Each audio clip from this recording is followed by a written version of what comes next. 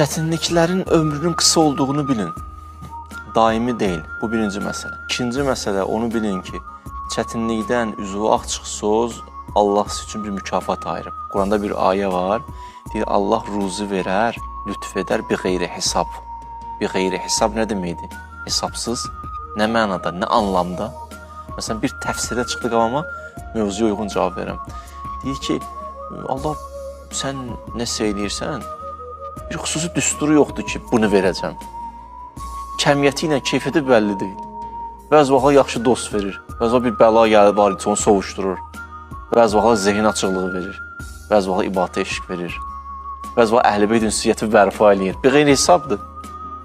Onlar ki, bəla ilə üzləşiblər, çətinlik ilə üzləşiblər.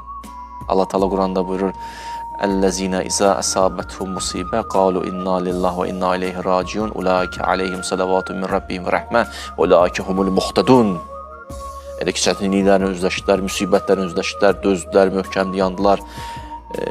Allahdanıq, Allaha qaydırıq dedilər, yəni xəttdən çıxmadılar. Ulaika aleyhim salavatun da sizin üzərinizə, rəhmətim də sizin üzərinizə, ulaika humul muhtadun. Sizə xüsusi bir hidayət nəsib edəcəm. İndi o rəhmət nədir? Bir qeyri hesabdır, bilmirik nədir. Nə verəcək? Nə bilim, nə verəcək?